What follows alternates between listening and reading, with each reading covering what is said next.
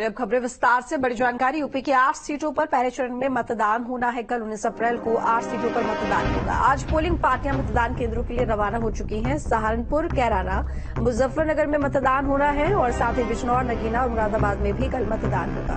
रामपुर और पीलीभीत भी इसमें शामिल। तो 19 अप्रैल को वोटिंग और पोलिंग बूथों पर पुलिस और अर्धसैनिक बलों की तैनाती कर ली गई है। इसके साथ ही अभियान भी चलाया जा रहा है। बता दें कि चेकिंग अभियान भी चल रहा है और सुरक्षा के पुख्ता इंतजाम किए गए हैं। जो पोलिंग पार्टियां हैं वो मतदान केंद्रों पर रवाना हो चुकी हैं और सुरक्षा के पुख्ता इंतजाम है।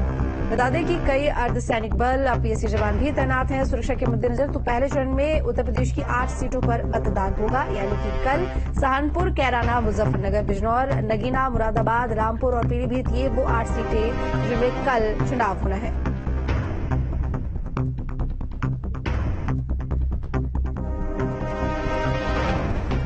तो दिव्य आलोक इस वक्त हमारे साथ जुड़े हुए ज्यादा जानकारी के साथ नगीना से।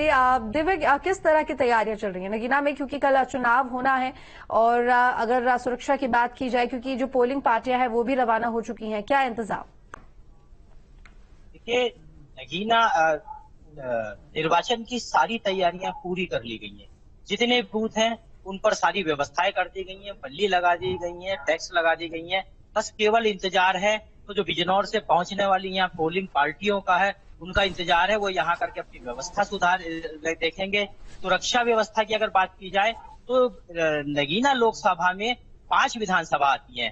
गाजियाबाद है, नगीना, धामपुर, नूरपुर और नेटौर। इन पांचों ही जो विधानसभाओं को है सेक्टर वाइज बांटा गया है। सबको जोन में डिवाइड किया गया और सबके सेक्टर अधिकारी बनाया गया है। वो अपने अपने क्षेत्र की सुरक्षा व्यवस्था करेंगे। बात करें अगर संवेदनशील, अति संवेदनशील बूथ होगी तो उसके लिए पैरामिलिट्री फोर्स और एक्स्ट्रा फोर्स का इंतजाम किया गया है। अगर कहीं कोई किसी तरह का विवाद खड़ा होता है, कुछ होता है, तो वो फोर्स उसको जाकर कंट्रोल करेगी।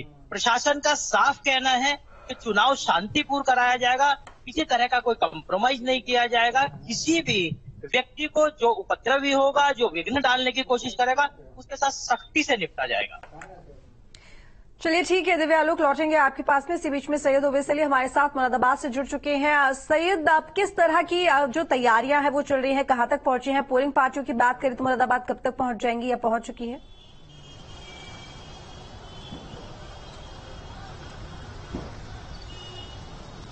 बिल्कुल, देखिए जो पोलिंग पार्टी है उनके आने का सिलसिला लगातार जारी है और यहाँ मुरादाबाद की अगर बात की जाए तो मुरादाबाद के अंदर में 2133 बूथ बनाए गए हैं। लगभग 20,56,000 यहाँ पर मतदाता है। हालांकि अब देखना ये होगा कि कल यानी कि 19 तारीख में जो पहले चरण में रामपुर और मुरादाबाद में दोनों जगह पर मतदान होता हुआ नजर आएगा। खासतौर से अगर मुरादाबाद की बात की जाए तो 20,56,000 जो मतदाता हैं उनकी जो तस्वीरें हैं, उनका जो आंकलन है, उनके जो अंगूठे के निशान हैं, वो जो यहाँ के प्रत्याशी हैं उनके भविष्य के लिए यानी कि उनके सांसद बनने के लिए उस ईवीएम में कैद हो जाएगा। साथ ही साथ अगर बात प्रशासन की जाए तो तमाम यहाँ पर प्रशासन के द्वारा तैयारियां पूरी कर ली गई हैं। साथ ही साथ सभी जगह पर सीसीटीवी कैमरे लगा दिए गए हैं और सीसीटीवी कैमरों से निगाहें रखी जा रही हैं। पुलिस प्रशासन की ओर से कड़ी निगरानी के बीच के अंदर में मतदान होगा। साफ तौर पर प्रशासनिक अधिकारियों का कहना है कि किसी भी प्रकार की कोई भी कोताही बरती नहीं जाएगी और बड़ी शांतिपूर्ण तरीके से मतदान कराया जाएगा। तमाम जिलाधिकारी की तरफ से अपील भी की गई थी कि अपने मत का प्रयोग करें।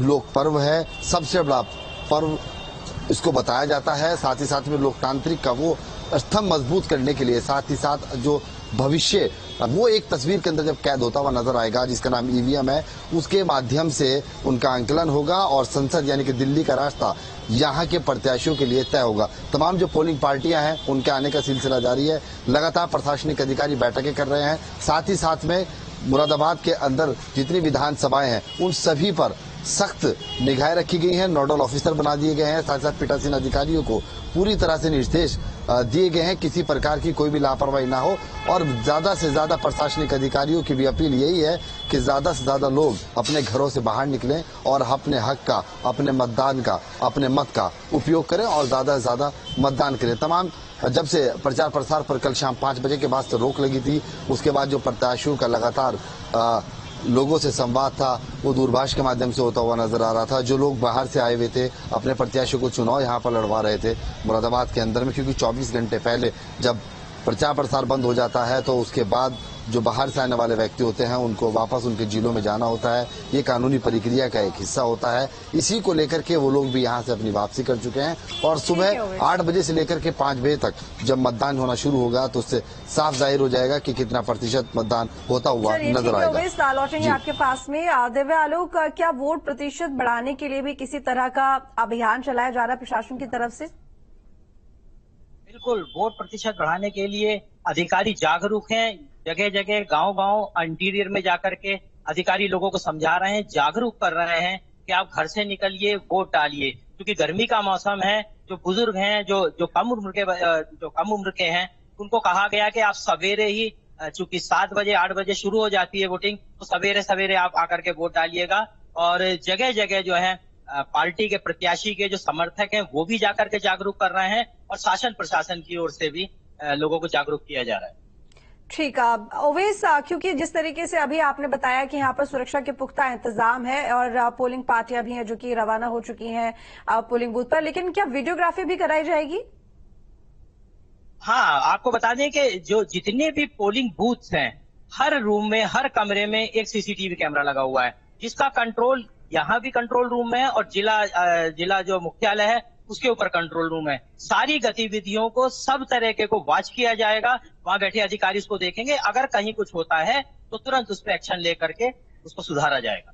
बिल्कुल, सईद ओवैस साहब का रुख करूंगी। यही सवाल आपसे भी कि वीडियोग्राफी के लिए और इसके साथ ही, क्योंकि एक पहल और चुनाव आयोग की तरफ से भी चल रही है कि वो बुजुर्ग जो कि पोलिंग बूथ पर नहीं पहुंच सकते हैं वोट के लिए, उनके लिए कुछ खास सुविधा।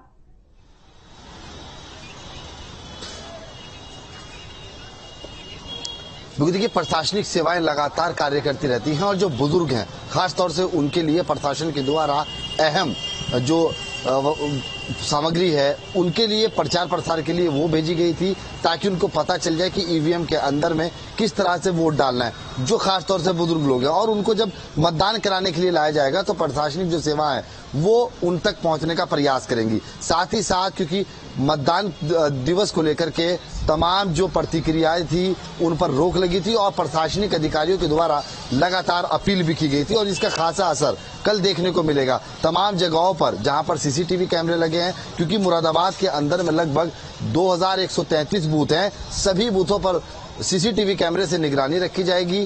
कुछ जगह ऐसी होंगी जहां पर प्रत्याशियों को ये लगता है कि यह बूथ पर किसी प्रकरण अधिकारी बनाया गया है, उनके साथ वो भी, और जो प्रशासनिक अधिकारी है खासतौर से जिला निर्वाचन अधिकारी यानी कि जिला अधिकारी, वो लगातार सभी।